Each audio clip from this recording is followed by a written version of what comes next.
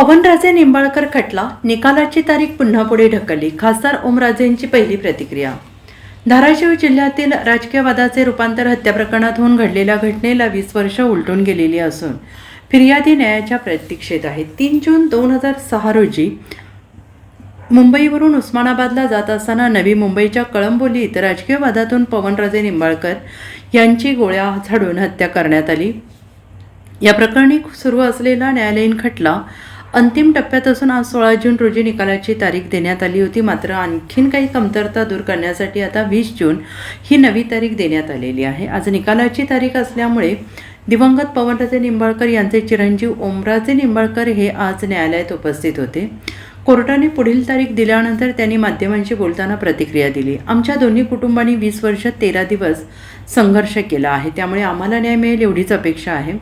सामान्य माणसाला न्याय मिळवण्यासाठी प्रचंड संघर्ष करावा लागतो, अशी प्रतिक्रिया ओमराजे निंबाळकर यांनी दिली आहे. माझी क्षमता होती म्हणून हायकोर्टात रीट दाखल करू शकलो.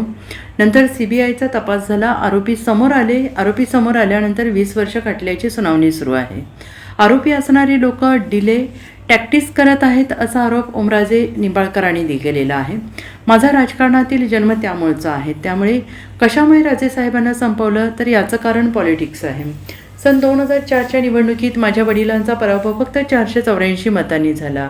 पद्मसिंह पाटील यांना पाठिंबा दिला अशा आशयाचे खोटे पत्र वर्तमानपत्रात छापलं होतं. आपल्याला राजकीय विरोधक नको या भावनेतून पवनराजे साहेब आणि त्यांच्या चालकाची हत्या करण्यात आली. शांत डोक्याने केलेला हा पूर्वनियोजित हत्या आहे, असंही ओमराजे यांनी म्हटलेलं आहे. न्यायाची अपेक्षा आहे न्यायदेवतेकडनं, पण जवळपास 2 दशकांनंतर हा निकाल येतोय. निश्चितपणे. कारण